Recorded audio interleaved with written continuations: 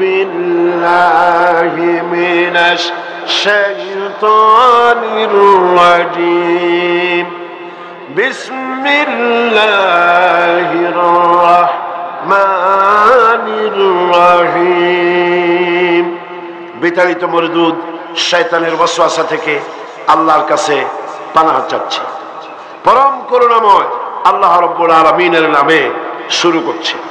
আল্লাহ পাক বলছেন ওয়াসাইনাল ইনসানা বিওয়ালিদাইহি হামালাতুহু উম্মুহু ওয়াহনান আলা ওয়াহনিন ওয়া ফিসালুহু ফি আমাইনি আনিশকুরনি ওয়া লিওয়ালিদাইক ইলাইয়াল মাসীর وإن جاهداك على أن تشرك بي ما ليس لك به علم فلا تطعهما وصاحبهما في الدنيا معروفا واتبع سبيل من أناب إلي ثم إلي مرجعكم فأنبئكم بما كنتم تعملون صدق الله العظيم سورة لقمان আল্লাহ পাক বলছেন ওয়াসাইনাল ইনসানা বিওয়ালিদাইহি আর প্রকৃতপক্ষে আমি মানুষকে তার পিতামাতার হক চিনে নেওয়ার জন্য নিজেই তাকিদ করেছি। হামালাতুহু উম্মুহু ওয়াহনান আলা ওয়াহনিন তার মা তাকে শ্রান্তির পর শ্রান্তি দুর্বলতার পর দুর্বলতা সহ্য করে গর্ভধারণ করেছে। ওয়া ফিসালুহু ফি আমাইন আর তাকে দুধ ছাড়াতে সময় লেগেছে 2 বছরের মতো। আনিশকুরনি আমি এটা এজন্য করেছি, তাকে উপদেশ এজন্য দিয়েছি যাতে করে সে আমার কৃতজ্ঞতা স্বীকার করতে পারে। ওয়ালিওয়ালিদাইকা এবং তার পিতামাতারও কৃতজ্ঞতা স্বীকার করতে পারে। ইলাইয়াল মাসীর আর তোমাদের সকলকেই আমার কাছে ফিরে আসতে হবে। ওয়া ইন জাহাদাকা আলা আন তুশরিকা বি মা লাইসা লাকা বিহি ইলম আর কিন্তু যদি তারা তোমার প্রতি আমার সাথে কাউকে শরীক করার জন্য চাপ দেয় তাহলে তুমি তাদের কাছে তাদের কথা কখনই মেনে নিও না। দুনিয়ায় তাদের সাথে সদাচরণ করতে থাকো, কিন্তু মেনে চলো কেবলমাত্র সেই ব্যক্তির পর যে আমার দিকে ফিরে এসেছে, এবং এরপর তোমাদের সবাইকে আমার দিকে ফিরে আসতে হবে এবং সেদিন তোমরা যা কিছু করেছিলে সব কিছু তোমাদেরকে জানিয়ে দেওয়া হবে। এ হচ্ছে আয়াতে কারিমার শাব্দিক অর্থ। এবার আমরা এর ব্যাখ্যার দিকে এগিয়ে যেতে চাই। আল্লাহ পাক এই আয়াতের মধ্যে আমাদের জন্য কি রেখেছেন? আল্লাহ রাব্বুল আলামিন এখানে বলছেন ওয়াসাইনাল ইনসানা বিওয়ালিদাইহি আল্লাহ পাক বলছেন আমি মানুষকে নসিহত করেছি, উপদেশ দিয়েছি তারা যেন তাদের মা বাপের হককে যেন চিনে নেয়, যেন বুঝে নেয়। কারণ হলো মানুষের প্রধানতম দায়িত্ব হলো আল্লাহর উপরে ঈমান আনা, আর তারপরে দায়িত্ব হলো আল্লাহর উপরে ঈমান নিষ্ঠা আনুগত্য করার পরে পারিবারিক কর্তব্য পালন হলো প্রথম দায়িত্ব। আর সেই প্রথম দায়িত্বের শুরুতে উচ্চ স্থান হলো আল্লাহর পরে উচ্চ স্থান আল্লাহর পরে আল্লাহ রাসূলের পরে সবচাইতে উচ্চ স্থান কার? আল্লাহর আনুগত্যের পরে মা বাপের আনুগত্য যেন মানুষ করে। এজন্য আল্লাহ রাব্বুল আলামিন তিনি বলছেন ওয়াকাদা রাব্বুকা আল্লা তা'বুদু ইল্লা ইয়্যাহু ওয়া বিল ওয়ালিদাইনি ইহসানা। তোমার রবের পক্ষ থেকে এটা ফয়সালা হয়ে গিয়েছে, এটা চূড়ান্তভাবে ফয়সালা হয়েছে যে আমি আল্লাহর পরে আমি আল্লাহর ইবাদতের পর ইহসান করতে হবে, উপকার করতে হবে, ভালোবাসতে হবে, মহব্বত করতে হবে, ইহসান করতে হবে মা বাপের। কার? চিল্লাইবেন কার? মা বাপের আনুগত্য করা, হুকুম মানা আল্লাহ পাক ফরজ করে দিলেন। আল্লাহ পাক শিখালেন ইম্মা ইয়াবলুগান্নাল কিবারা আহাদুহুমা আও কিলাহুমা ফালা তাকুল লাহুমা উফফিন ওয়ালা তানহারহুমা ওয়া কুল লাহুমা কাওলান কারীমা। আল্লাহ পাক বলছেন তাদের মধ্যে একজন অথবা উভয় তোমাদের সম্মুখে যখন বার্ধক্যে পৌঁছে যায় তাহলে তাদেরকে তাদের সামনে এই শব্দটি পর্যন্ত বলো না, এবং তাদেরকে ভৎসনা করো না, ধমকের স্বরে কথা বলো না, মাথা উঁচু করে ধমকের স্বরে চোখ রাঙায় কথা বলো না, বরং আদবের সাথে সম্মানের সাথে কথা বলো। সুবহানাল্লাহ। মা বাবার সাথে কেমনে কথা বলতে হবে আল্লাহ পাক শিখায় দিচ্ছেন। মা বাবার সঙ্গে কথা বলবা ভদ্রতার সাথে, সম্মানের সাথে, এবং তাদের সাথে দোয়া করতে হবে আল্লাহ রাব্বুল আলামিনের কাছে।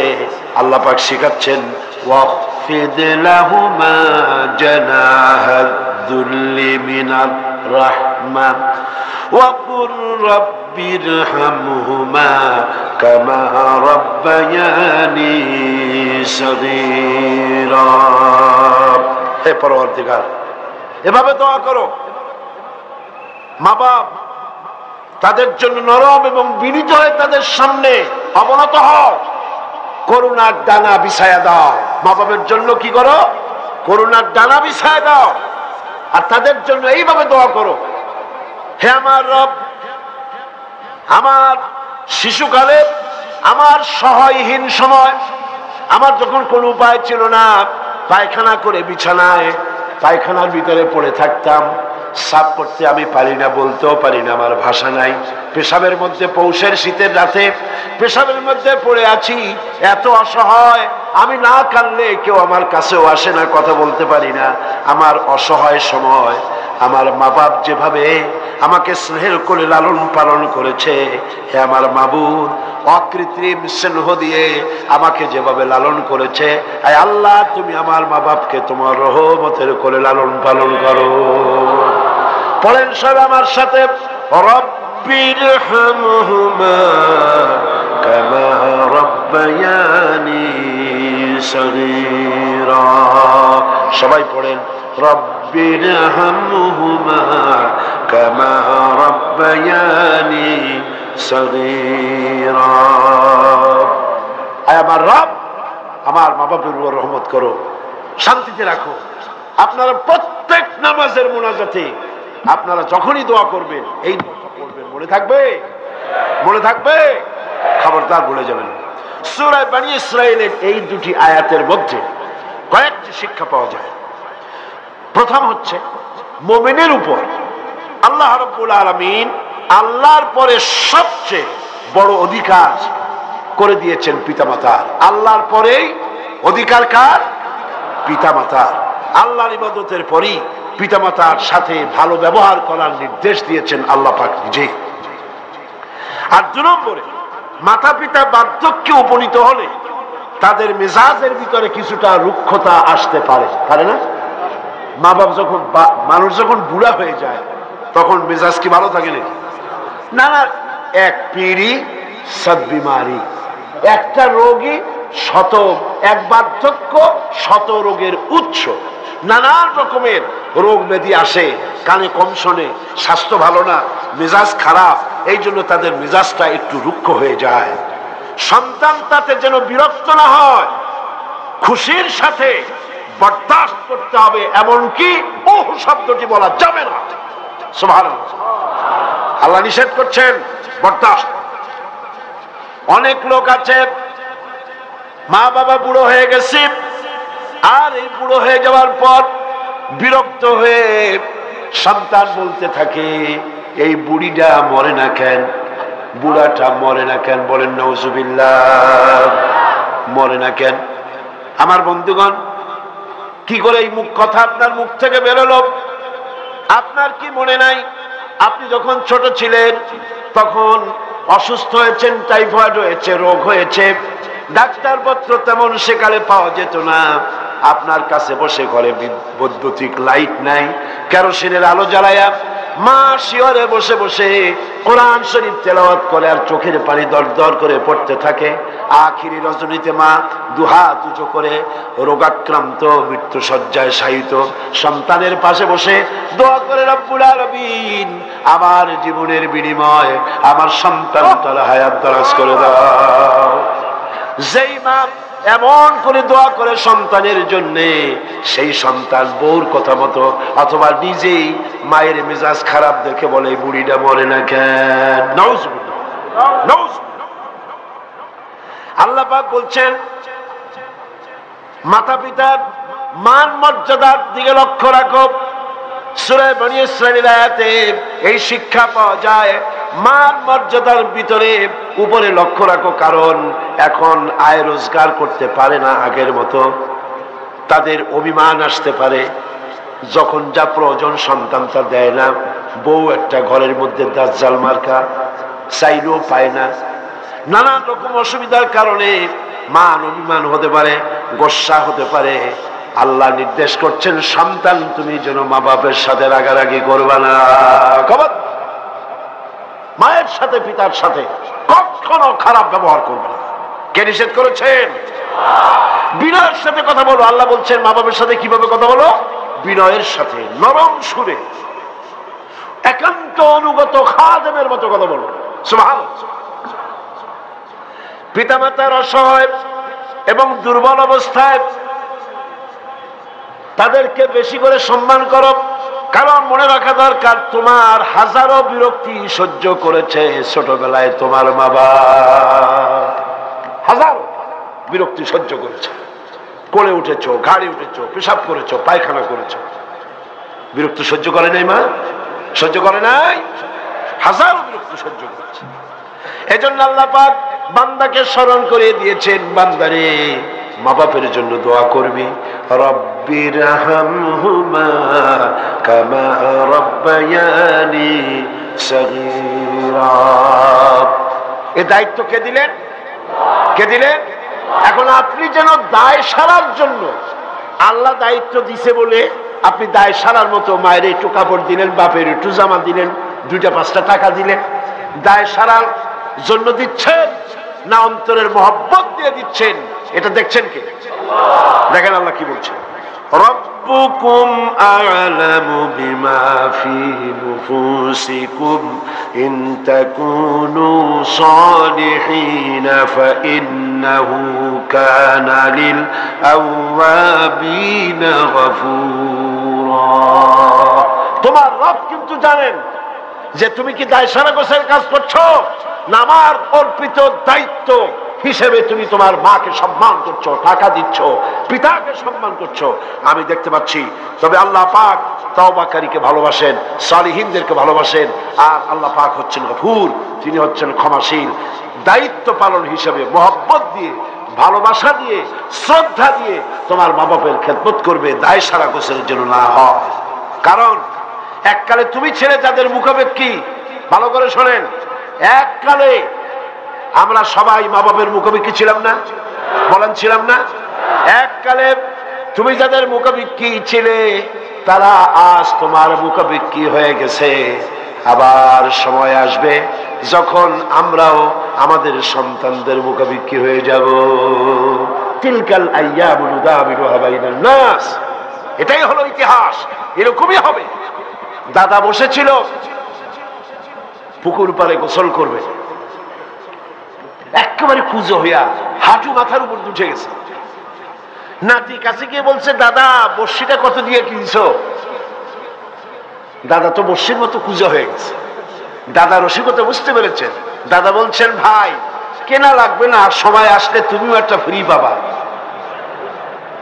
কাজে আজকে আমরা এক সময় অসহায় ছিলাম, মা বাপ আমাদেরকে যত্ন করে পালন করেছে। আজ তারা অসহায়, তুমি তাদেরকে যদি মর্যাদা দাও তুমি তখন অসহায় হবে, তোমার সন্তান তোমাকে অবশ্যই মর্যাদা দেবে।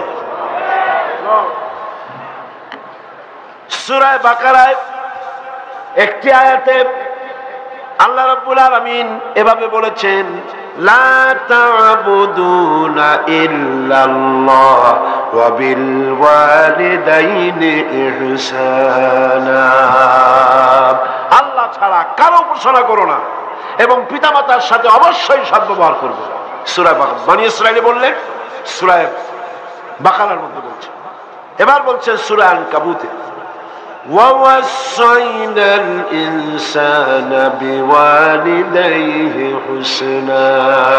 কত জায়গায় বলতেছেন আল্লাহ, আমি সমগ্র মানব মণ্ডলীকে তাদের পিতামাতার সাথে সদ্ব্যবহার করার জন্য উপদেশ দিচ্ছি, নির্দেশ দিচ্ছি। পৃথিবীর সমস্ত মানুষকে, এখানে মুসলমান বলা হয় নাই, গোটা বিশ্বের মানব মণ্ডলীকে আল্লাহর পক্ষ থেকে নির্দেশ করা হচ্ছে মা বাপের প্রতি শ্রদ্ধাশীল হও। সূরা কাহফে বলা হয়েছে, وَوَصَّيْنَا الْإِنسَانَ بِوَالِدَيْهِ إِحْسَانًا حَمَلَتْهُ أُمُّهُ كُرْهًا وَوَضَعَتْهُ كُرْهًا وَحَمْلُهُ وَفِصَالُهُ 30 شهرا। আমি মানব গোষ্ঠীকে নির্দেশ করেছি তোমার পিতামাতার ইহসান করো।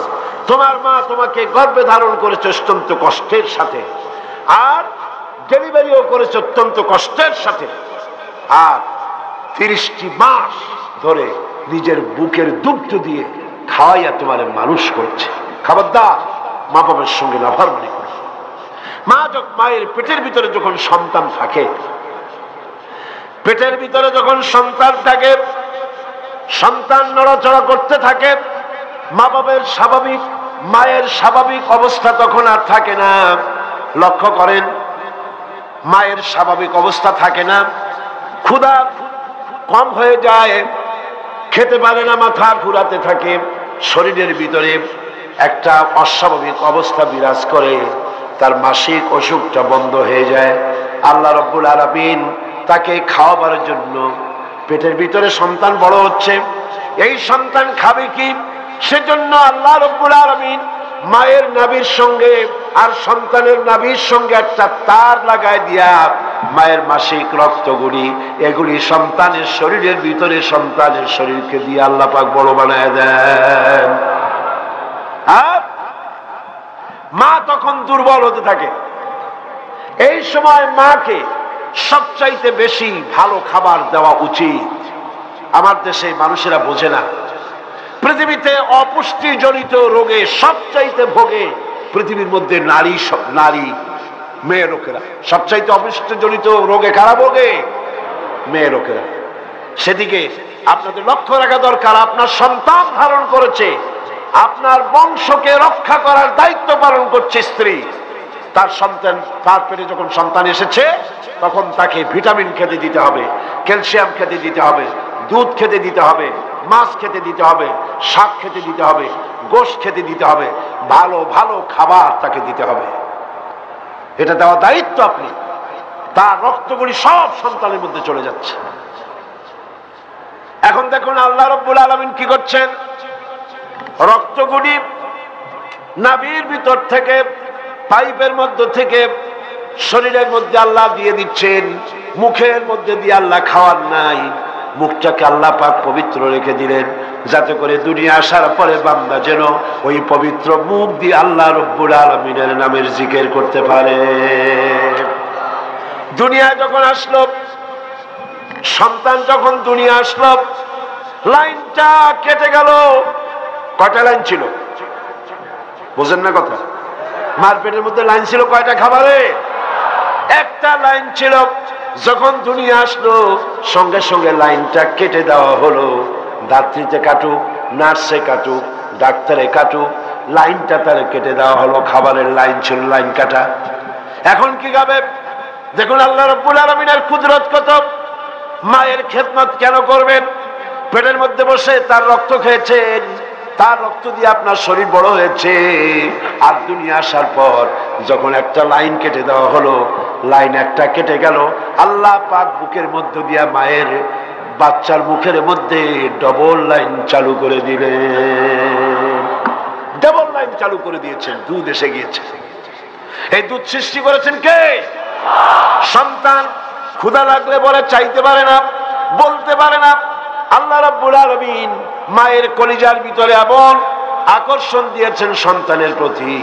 সন্তান যখনই ক্ষুধা লাগে সন্তান কাঁদতে থাকে, আর কান্নার আওয়াজে মায়ের কলিজার ভিতরে অসহ্য বেদনা শুরু হয়ে যায়, সন্তানের প্রতি আকর্ষণ সৃষ্টি হয়ে যায়। যত কাজ থাকুক না কেন সব ফেলে দিয়ে মা দৌড়ে গিয়ে কলিজার টুকরা সন্তানকে বুকের সাথে জড়াইয়া ধরে। সুবহানাল্লাহ। এজন্য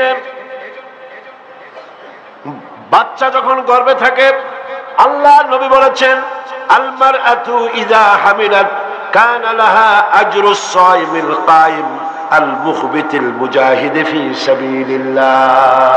আল্লাহ পাকের নবী বলেন, মায়ের পেটে যখন সন্তান থাকে, এই সন্তান পেটে থাকার কারণে রাতের বেলা যে ঘুমাতে পারে না ঠিক মতো, সারা রাত দাঁড়ায় দাঁড়ায় ইবাদত করলে যত সওয়াব হইতো আল্লাহ পাক মায়ের আমলনামায় সেই সওয়াব লিখে দেন। মা যে খেতে পারে না ঠিক মতো খেতে পারে না, এই জন্য 10টি মাস রোজা রাখতে পারে যে সওয়াব হতো মায়ের আমলনামায়, আল্লাহর নবী বলেন রোজার সওয়াব আল্লাহ পাক তার আমলনামায় লিখে দেন। সে যে কষ্ট বরদাস্ত করে, এই কষ্ট বরদাস্ত করার জন্য পেটে ধারণের কষ্ট আর ডেলিভারির কষ্ট বরদাস্ত করার কারণে পুরুষেরা জিহাদ করে যে সওয়াব পাবে, মা সন্তান পেটে ধরে ডেলিভারি করে সন্তান মানুষ করে সেই জিহাদের সওয়াব পাইয়া যাবে। সুবহানাল্লাহ, জোরে বলেন সুবহানাল্লাহ। আমার বন্ধুগণ, এসব আল্লাহ পাক মানুষকে দান করেছেন। মা বাপের খেদমত করতে বলেছেন, মাকে ভুলে যেও না, মায়ের প্রতি শ্রদ্ধাশীল হও, মায়ের জন্য আল্লাহর কাছে দোয়া করো, আমার কাছে মা বাপের জন্য প্রার্থনা করো। রব্বির হামহুমা কামা রাব্বায়ানি সগীরা। পড়েন সবাই, রব্বির হামহুমা কামা রাব্বায়ানি সগীরা। আয় আল্লাহ, আমার মা বাপ যেমন স্নেহের করে আমাকে লালন পালন করেছে, তুমিও আমার মা বাপকে তোমার রহমতের করে লালন পালন করো। এখানে একটা জিনিস লক্ষ্য করো, হামালাতুহু উম্মুহু ওয়াহনান আলা ওয়াহনি, ওয়াহনান আলা ওয়াহনি। শান্তির পর শান্তি, কষ্টের পর কষ্ট। অর্থাৎ পেটে ধরার কষ্ট, ডেলিভারির কষ্ট, এই যে কষ্ট মা বহন করছে, এই কষ্টের ঋণ মানুষ সন্তানেরা কোনোদিন শোধ করতে পারবে না। পারবে? সন্তান যদি তার বুকের চামড়া দিয়া মায়ের জন্য এক জোড়া জুতা তৈরি করে দেয়, পিঠের চামড়া নয়, সন্তান যদি তার বুকের চামড়া দিয়া মায়ের পায়ের এক জোড়া যদি জুতা তৈরি করে দেয়, মায়ের এক ফোঁটা দুধের হক আদায় হবে না।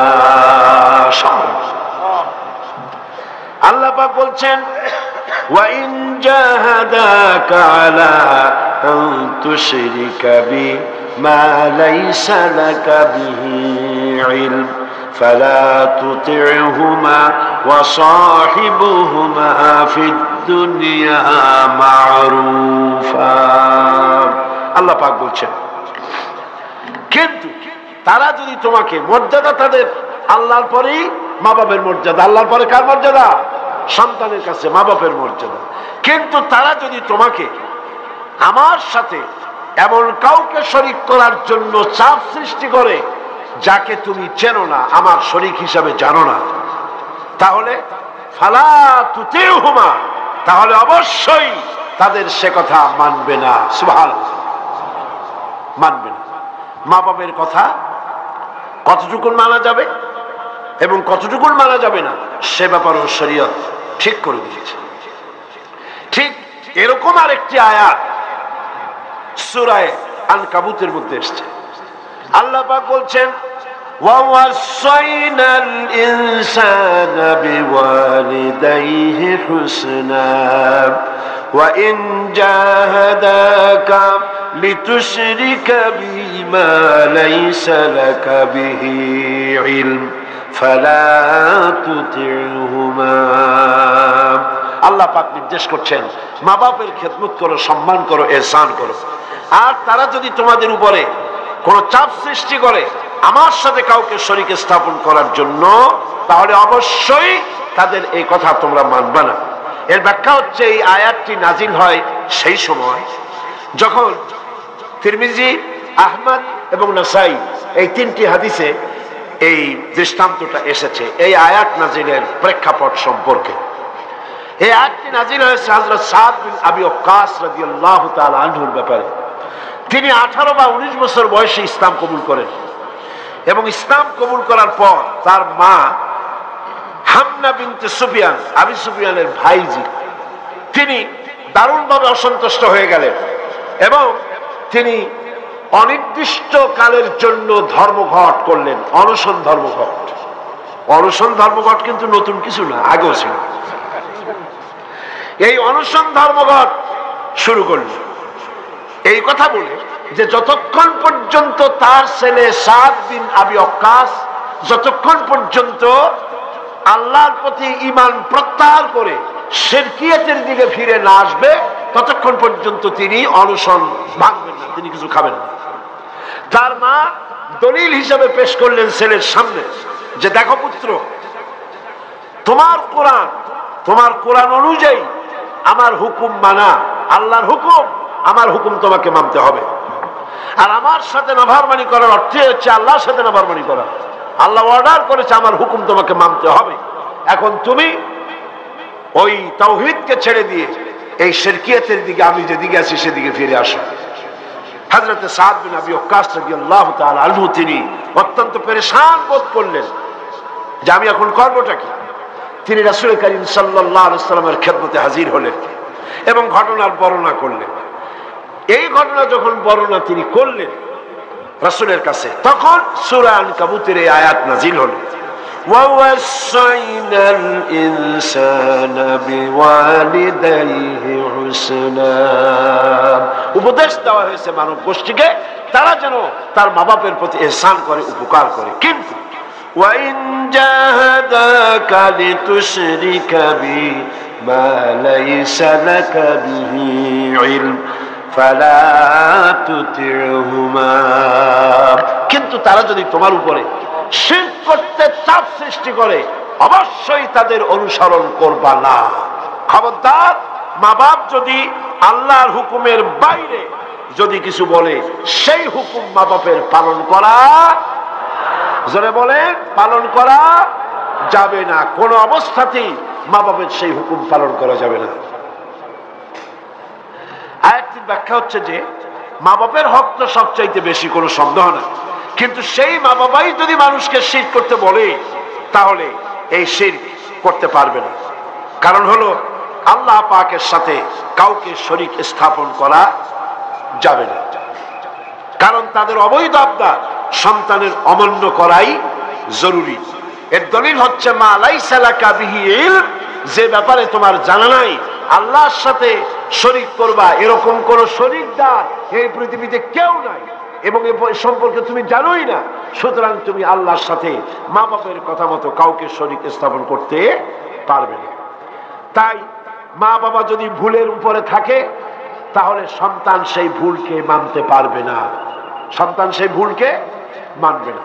মা বাপ যদি ছেলে ইসলাম কবুল করেছে, মা বাপ ইসলাম কবুল করে নাই, এমন অবস্থা যদি হয় তাহলেও সেই মা বাপের সাথে খারাপ ব্যবহার করা যাবে না।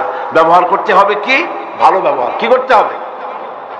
এই ভালো ব্যবহার সম্পর্কে রাসূল করিম সাল্লাল্লাহু আলাইহি ওয়াসাল্লামের কাছে প্রশ্ন করা হলো, আইয়ুল আমালি আহাব্বু ইলাল্লাহি তাআলা, আল্লাহর কাছে সবচাইতে ভালো আমলটা কি? রাসূল করিম সাল্লাল্লাহু আলাইহি ওয়াসাল্লাম জবাব দিলেন, আসসালাতু আলা ওয়াক্তিহা, নামাজ তার ওয়াক্ত মতো আদায় করা, এটাই হলো সবচেয়ে ভালো আমল। সাহাবী প্রশ্ন করলেন, তারপরে কি?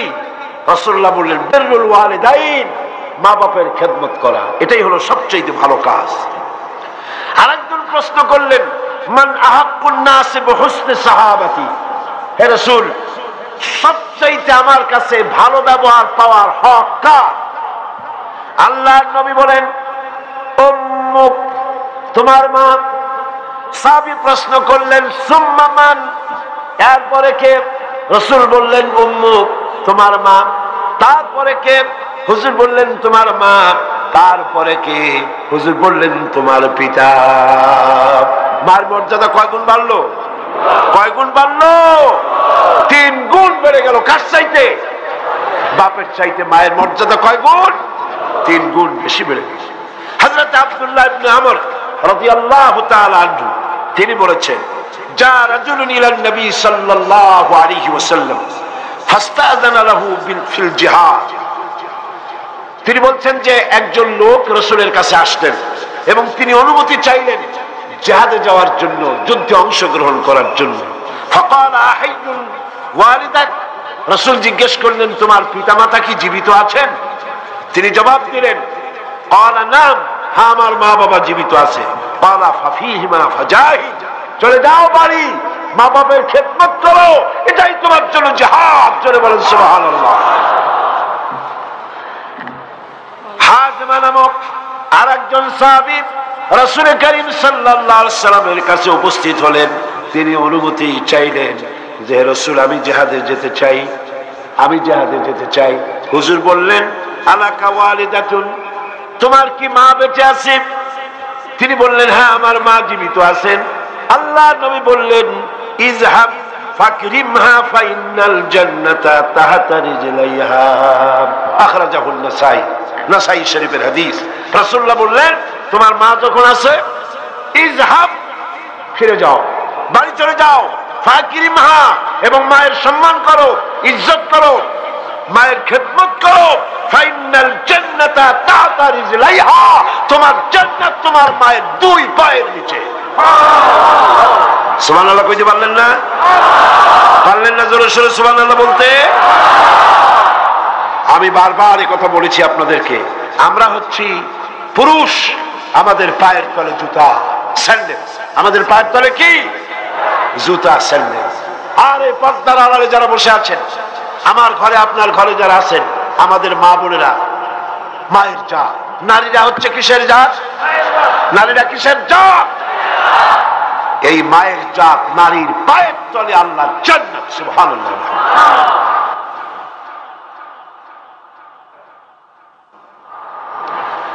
আল্লাহর নবী মসজিদে নববীর ভিতরে বসে আছেন, সাহাবায়ে কিরামদের নিয়ে।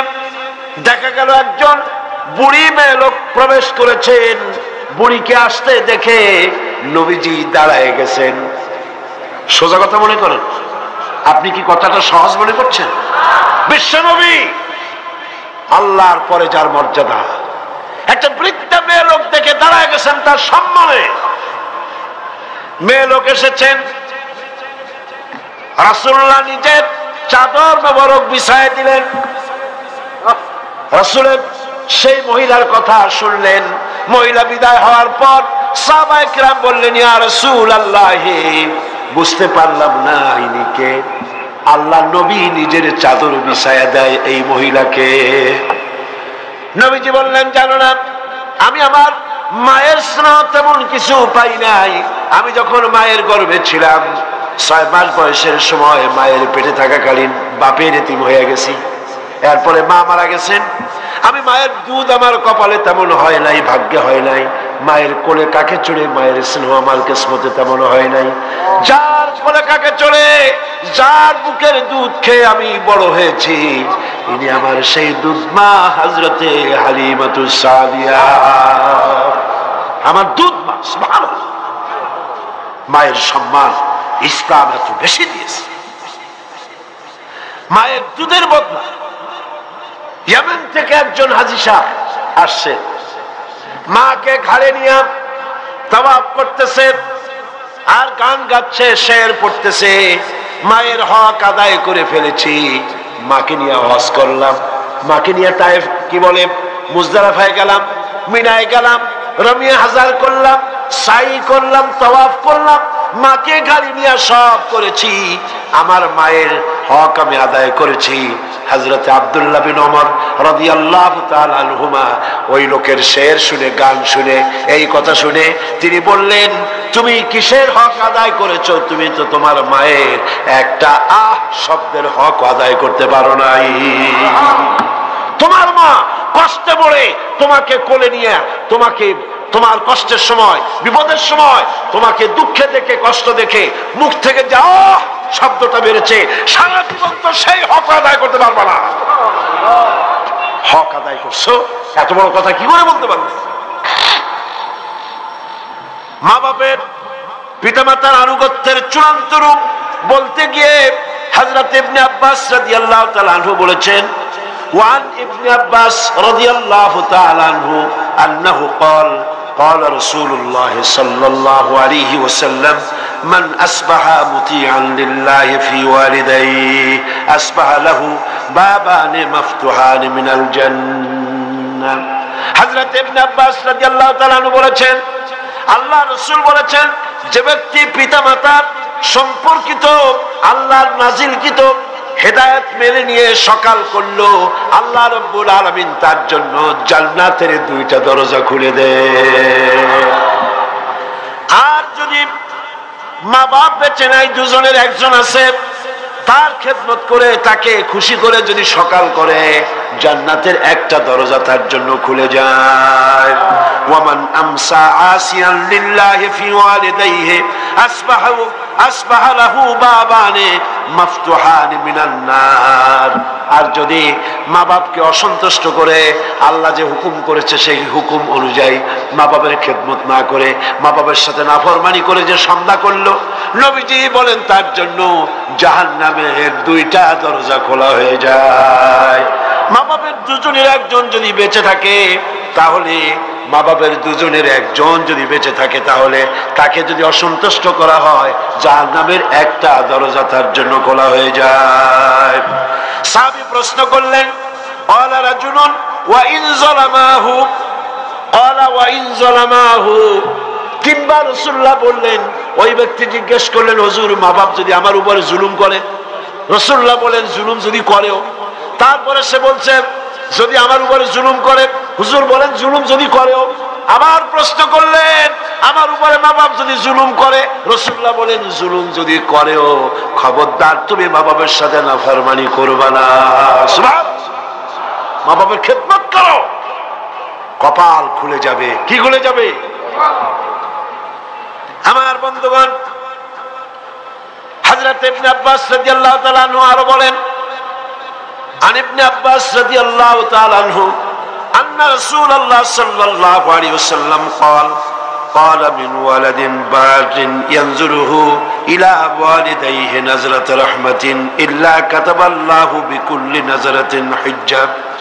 আল্লাহ নবী বলেন, হযরত ইবনে আব্বাস রাদিয়াল্লাহু তাআলা আনহু বর্ণনা করেছেন, রাসূলুল্লাহ বলেছেন, কেউ যদি তার মা বাপের দিকে যদি মহব্বতের নজরে, ভালোবাসার নজরে যদি তাকায়, তাহলে তার আমলনামায় একটা কবুল হজের সব আল্লাহ পাক আমলনামায় লিখে দিবে।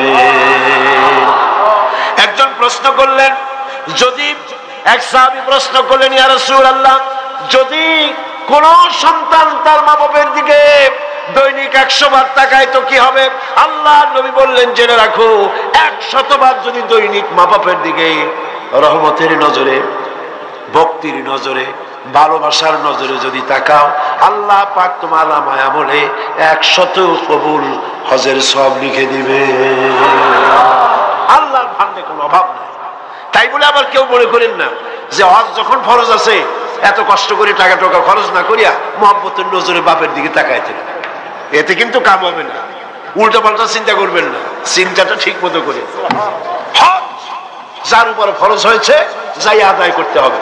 এখানে আল্লাহ পাক সওয়াব দিবেন, এই সওয়াবে আপনার হজ যে ফরজ হয়ে আছে সেই দায়িত্ব কিন্তু আদায় হবে না। আর মা বাবার খেদমত যদি করেন, তাহলে আপনার দুনিয়ার ফায়দাটা কি? রাসূলুল্লাহ বলেছেন, আন আনাস ইবনে মালিক রাদিয়াল্লাহু তাআলা قال قال رسول الله صلى الله عليه وسلم من سره أن يمد له في عمره ويزداد له في رزقه فليبر والديه وليصل رحمه رواه أحمد আল্লাহ নবী বলেন হযরতে আনাস বিন মালিক রাদিয়াল্লাহু তাআলা আনহু থেকে বর্ণিত আল্লাহর নবী বলছেন কেউ যদি দুনিয়ায় তার রিজিক বাড়াতে চায় সম্মান বাড়াতে চায় হায়াত বাড়াতে চায় সে যেন তার মা বাপের খেদমত করে মা বাপের খেদমত যারা করবে মা বাপের সম্মান যারা করবে আল্লাহ পাক তার রিজিকে বরকত দান করে দিবেন রিজকে কোনোদিন অভাব হবে না কবরের কাছে গিয়া মাজারের কাছে গিয়া বলা লাগবে না ইয়া খাজা মেরা মতলব কো পুরা কর দে এটা বলা লাগবে না এটা বলা লাগবে না আপনার রিজকে বরকত হয়ে যাবে মা বাপ যদি আপনাকে আপনার জন্য দোয়া করে এ দোয়া কবুল মা বাবার দোয়া কি কবুল হয়ে যাবে সুতরাং রাসূলুল্লাহ বলছেন আল্লাহ নবী বলছেন রিজকে বরকত হবে সম্মান বৃদ্ধি প্রাপ্ত হবে অশান্তি হবে না অসম্মান হবে না মা বাবার খেদমত করবা রিজকে কোনো অভাব হবে না সুবহানাল্লাহ হযরত আবি হুরায়রা রাদিয়াল্লাহু তাআলা আনহু বলছেন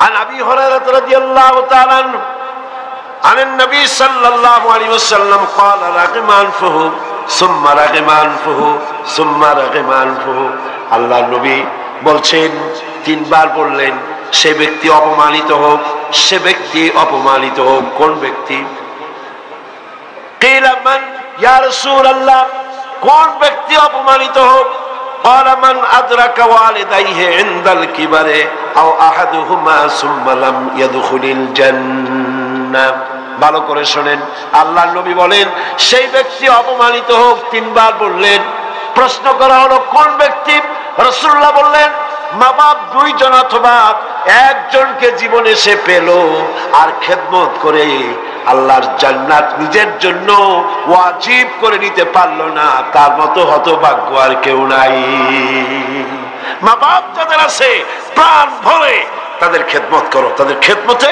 আল্লাহ পাক কিসমত খুলে দেবে রাসূল করিম সাল্লাল্লাহু আলাইহি ওয়াসাল্লামের খেদমতে একজন হাজির হয়ে অভিযোগ করলো একজন হাজির হয়ে সে অভিযোগ করছে হে রাসূল আমার মা খুব বদমেজাজের মেয়ে লোক কে বলছে এক যুবক বলছে রাসূলের কাছে গিয়ে আমার মা খুব বদমেজাজের মানুষ অভিযোগ প্রিয় নবী তার জবাবে বললেন হে যুবক 9 মাস ধরে অব্যাহত ভাবে তোমার মা যখন তোমাকে গর্ভে ধারণ করেছিল তখন তো তোমার মায়ের মেজাজ খারাপ ছিল না তোমার মা যখন তোমাকে পেটে ধরে রাখছিল তখন মেজাজ খারাপ ছিল আরে কি সুন্দর কথা পেটের ভিতরে একটা জীবিত মানুষ একটা জীবিত মানুষের পেটের মধ্যে আরেকটা জীবিত মানুষ সে চুপ করে বসে নাই কেন দিয়ে গুঁতো মারতেছে হাঁটু দিয়ে গুঁতো মারতেছে আমার তো মনে হয় যে এই রকমের যদি পুরুষের হইতো পুরুষের যা মেজাজ খারাপ দুনিয়া আসার সাথে সাথে ঠ্যাং ধরে আসার মারতো যে পেটের মধ্যে বসে এত নড়াচড়া করছি রে কেন আর মায়ের অবস্থাটা দেখেন এত কষ্ট পেটে ধারণ করায় ডেলিভারি যখন করলো 10 মাসের পেটে ধরার কষ্ট আর ডেলিভারির কষ্ট ডেলিভারিতে কত কষ্ট হয় সে কথা আল্লাহ ছাড়া আর কেউ জানে না এই ডেলিভারি যখন হয়ে যায় মা যখন হুঁশে এলো মা প্রথমেই জানতে হয় কি হয়েছে আমারে দেখাও সন্তান যখন মায়ের চোখের সামনে তুলে ধরা হয় আমার আল্লাহ পাক বলেন মায়ের 10 মাসের পেটে ধরার কষ্ট আর ডেলিভারির কষ্ট সন্তানের চেহারা দেখার সঙ্গে সঙ্গে মায়ের মন থেকে আমি আল্লাহ মুছে ফেলে দেই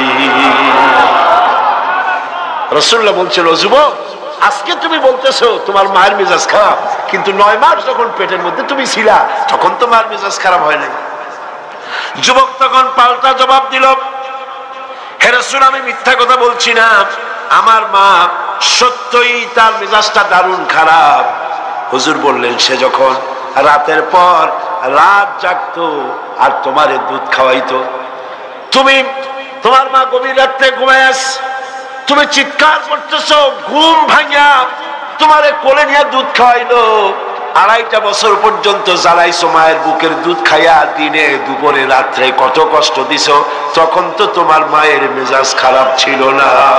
আরে আরে খেতে বসেছে মা, মা কি করে, সকলকে আগে খাওয়ায়, স্বামীরে খাওয়াইলো, মেহমান খাওয়ালো, বাচ্চাদের খাওয়ালো, সব শেষে সামান্য তরকারি আর ভাত আছে, খাইতে বসছে সব শেষে, বাচ্চারে কোলে নিয়ে, বাচ্চা পায়খানা করে দিয়েছে কোলের মধ্যে।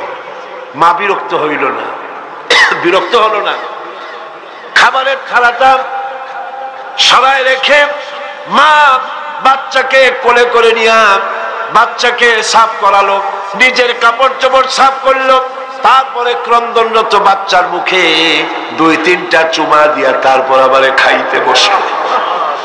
যেই মা তোমারে নিয়া এভাবে করে 2.5 মাস পর্যন্ত বুকের দুধ খাওয়া তোমারে বড় করলো, তখন তো তোমার মায়ের মেজাজ খারাপ ছিল না। যুবক বলছেন, হে রাসূল, আমার মা আমাকে নিয়ে যত কষ্ট করেছে আমি সে কষ্টের হক আদায় করে দিয়েছি, আমি তাকে হক আদায় করছি, যার তার খাবার দিয়েছি, পরার দিয়েছি, তারে নিয়ে হজ করেছি, হক আমি আদায় করে দিয়েছি। আল্লাহ নবী জিজ্ঞেস করলেন, সত্যি কি তুমি হক আদায় করছো? কয় যে হ্যাঁ, আমি হক আদায় করে দিয়েছি। প্রিয় নবী জবাবে বললেন, তুমি তো বলছো যে হক আদায় করেছো, কিন্তু আমার প্রশ্ন হচ্ছে তুমি কি তোমার মায়ের সেই কষ্টের বদলা দিতে পেরেছো যে কষ্ট তোমাকে ভূমিষ্ঠ করার সময় তোমার মায়ের হয়েছিল? তোমাকে ডেলিভারি করার সময় তোমার মায়ের যে যন্ত্রণা হয়েছিল সে হককে আদায় করতে পেরেছো?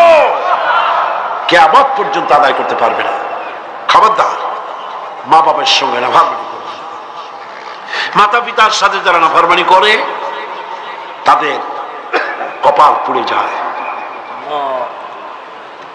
একজন প্রশ্ন করেছেন, হে রাসূল, আমার মা বাপ তো জীবিত নাই, আমি খেদমত কিভাবে করব, কিভাবে তাদের খেদমত করব? আমি তো বেয়াদবি করে ফেলেছি, অনেক নাফরমানি করেছি, করবো কি? এখন আমার উপায় কি? রাসূল করিম সাল্লাল্লাহু আলাইহি ওয়াসাল্লাম বলেছেন, এর জন্য উপায় আছে, 4টা পদ্ধতি আছে। 4 পদ্ধতিতে মা বাপের মৃত্যুর পরে তাদের খেদমত করা যায়। কয় রকম? কয়টা পদ্ধতি? মুখস্থ করেন। মা বাপের সাথে যারা নাফরমানি করেছেন অথবা করেন নাই, মা বাপ মরে গেছে, এখনো আপনার দায়িত্ব আছে। কয়টা? 4টা। খিসালুন আরবা, 4টা পদ্ধতি আছে।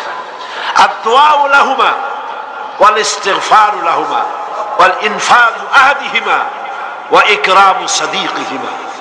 4টা পদ্ধতিতে মৃত্যু মা বাপের খেদমত আপনি করতে পারেন।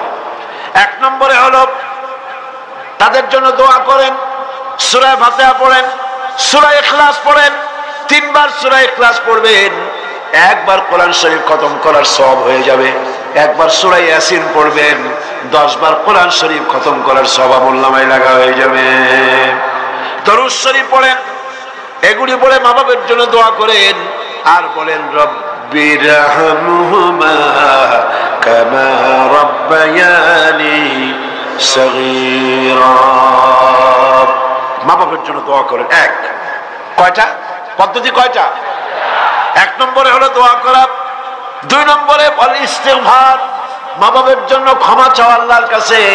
আল্লাহকে বলতে হবে, রব্বুল আলামিন, আমার মা বাপ মানুষ, অন্যায় করেছে, ভুল করেছে, গুনাহ করেছে, গুনাহ হইতে পারে, আল্লাহ তুমি দয়া করে আমার মা বাপের জিন্দেগির গুনাহ খাতা মাফ করে দাও। বলেন আমিন। আরো বলতে হবে, আল্লাহ পাক, আমার মা বাপ জীবনে যত গুনাহ করেছে তাদের জীবনের সাইয়্যাত গুনি হাসানাত দিয়া তুমি বদলাইয়া দাও। তুমি যদি ইচ্ছা করো তাহলে তো আমার মা বাপ যে গুনাহ করছে এই গুনাহগুলি তুমি নেকির পাল্লায় নেক বানায় উঠাই দিতে পারো। পারে না? পারে না? সেভাবে দোয়া করো। 3 নম্বরে তাদের ওয়াদা পূরণ করো। মা বাপ যে সব ওয়াদা করে গেছেন পূরণ করতে পারেন নাই, মা বাপের ওয়াদাগুলি পূরণ করে দাও। 4 নম্বরে মা বাপের যেসব বন্ধু আছে, মায়ের যেসব বান্ধবী আছে তাদের সঙ্গে সম্মানজনক আচরণ করো, মাঝে মধ্যে তাদেরকে হাদিয়া দিও।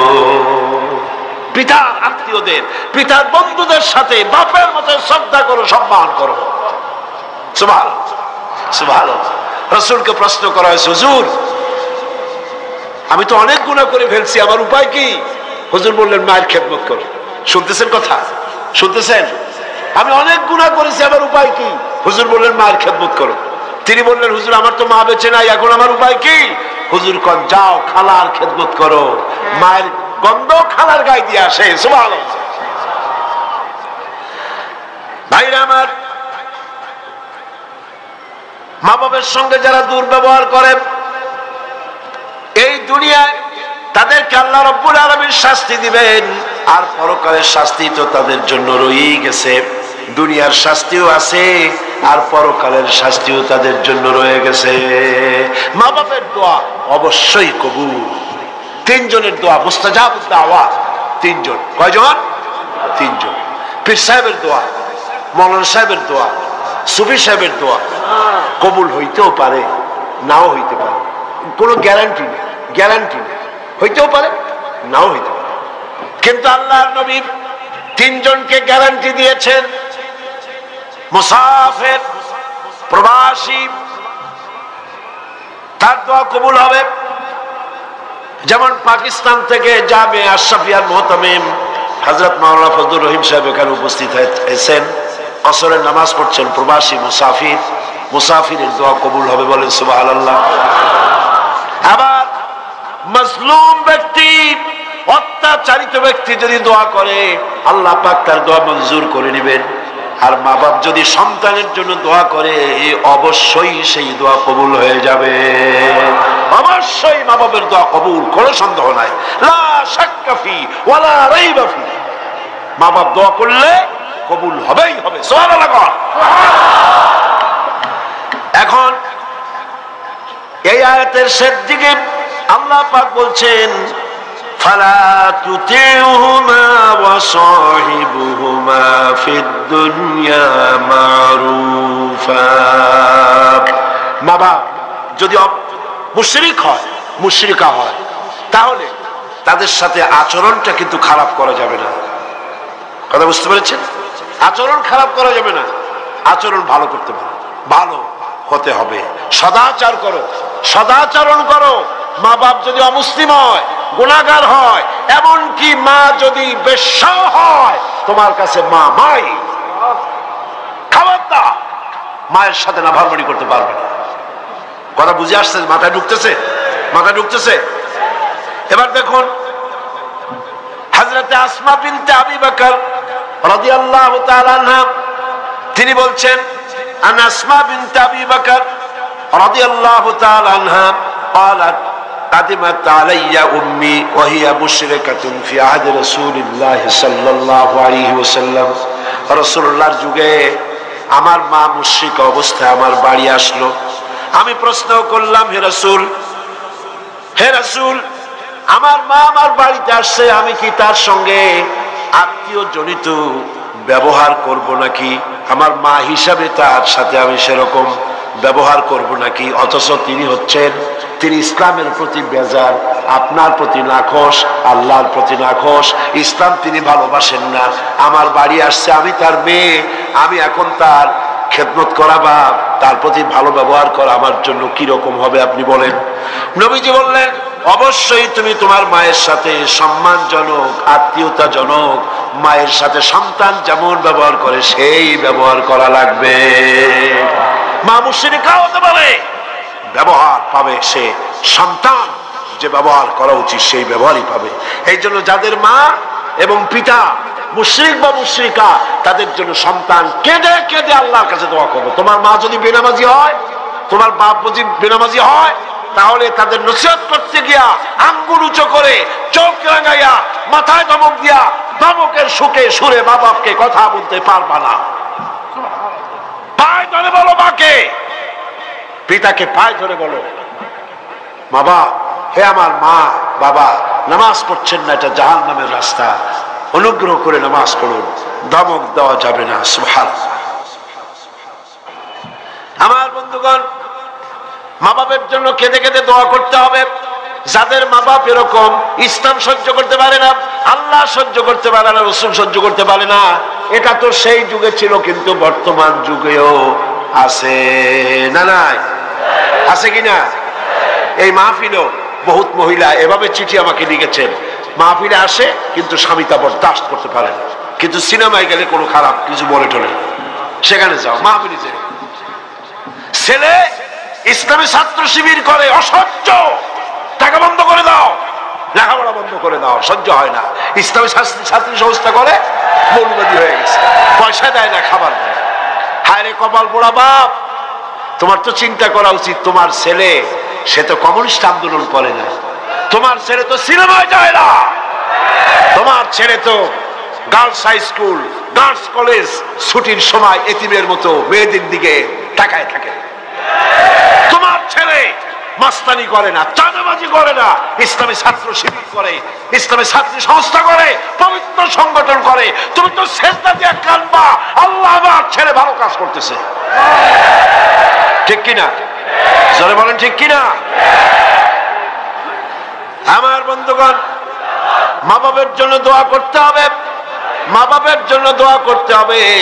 রব্বির হামহুমা কামা রাব্বায়ানি সগীরা, খুব মিষ্টি করে ভালো করে পড়েন, রব্বির হামহুমা কামা রাব্বায়ানি সগীরা। হযরতে আবু হুরায়রা রাদিয়াল্লাহু তাআলা আনহু ইসলাম গ্রহণ করার পর দীর্ঘদিন যাবত তার মা ইসলাম কবুল করেন নাই, বরং আবু হুরায়রা রাদিয়াল্লাহু তাআলা আনহুকে বড় জ্বালাইছে।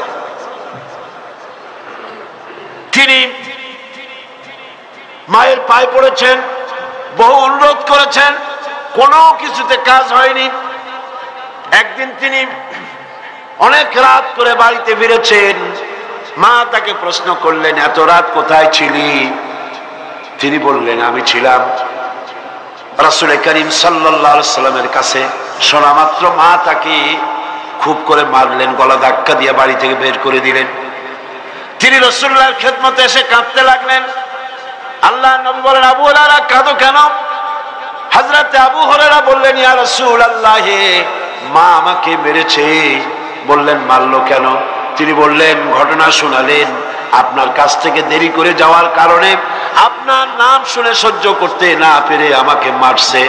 হুজুর বলেন, আবু হুরায়রা, মা তোমাকে মেরেছে, এখানে আমার কিছু করার নাই, আমি এখানে দখলান্দাজ করতে পারবো না, আমি এখানে কোনো ইন্টারফেয়ার করতে পারবো না, মা মারছে, আমি কি করবো? ভাইরা আমার, হযরত আবু হুরায়রা বলেন, ইয়া রাসূলুল্লাহ, মায়ের বিরুদ্ধে নালিশ করার জন্য তো আমি আপনার কাছে আসি নাই। বললেন, কেন এসছো? হযরত আবু হুরায়রা বলেন, ইয়া রাসূলুল্লাহ, আমি আসি দোয়া চাওয়ার জন্য। আমি জানি নবীজি যদি আল্লাহর দরবারে হাত উঁচু করে দোয়া মঞ্জুর হয়ে যায়। আপনি আমার মায়ের জন্য, হেদায়েতের জন্য দোয়া করুন। মা দুহাত তুলে দোয়া কর, আল্লাহর নবী তখন দুহাত উঁচু করে দোয়া করলেন, আল্লাহুম্মা ইহদি উম্মা আবি হুরায়রা, আয় আল্লাহ, আমি দোয়া করি আবু হুরায়রার মাকে তুমি হেদায়েত নসিব করে দাও। হযরত আবু হুরায়রা দৌড় দিলেন, কয়েকজন সাহাবী পিছন থেকে টেনে ধরলেন, দৌড়াও কেন? কোন বিপদ হলো নাকি? তিনি বললেন, না, কোনো বিপদ হয় নাই, তবে দৌড়াও কেন?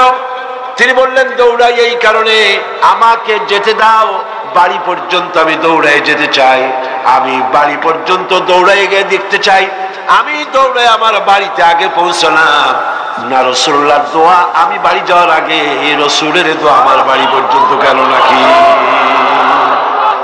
হযরতে আবু হুরায়রা রাদিয়াল্লাহু তাআলা আনহু তিনি বাড়িতে চলে গেলেন, দরজায় গিয়ে নক করলেন, ভেতর থেকে আওয়াজ এলো, কে? তিনি বললেন, মা, আমি আবু হুরায়রা এসেছি। মা বলছেন, আব্বু অপেক্ষা করো, দরজা খুলে দিতেছি। হযরতে আবু হুরায়রা তিনি বললেন, মায়ের গলার আওয়াজ দিয়েই আমি বুঝতে পারলাম আমি ঘরে আসার আগে রাসূলুল্লাহ তীর তার নিশানায় পৌঁছে গেছে, দোয়া কবুল হয়ে গেছে। হযরতে আবু হুরায়রা বলেন, মা বেরিয়ে এলেন, গোসল করে এসেছেন। মা আমারে বললেন, বাবা তোমাকে মারার পর আমি বড় অনুতপ্ত হয়েছি যে আমি মারলাম কেন। আমার ছেলে তো কোনো খারাপ মানুষের কাছে যায় নাই, দুনিয়ার সর্বশ্রেষ্ঠ মানুষের কাছে গেছে, মারলাম কেন? বড় অনুতপ্ত আর অনুশোচনা আমি করেছি। আমি গোসল করেছি, আমি ওযু করেছি, আমাকে জলদি করে নিয়ে চলো, আল্লাহর নবীর খেদমতে নিয়ে হাজির করে দাও। হযরতে আবু হুরায়রার মা ঘোষণা করলেন, লা ইলাহা ইল্লাল্লাহু মুহাম্মাদুর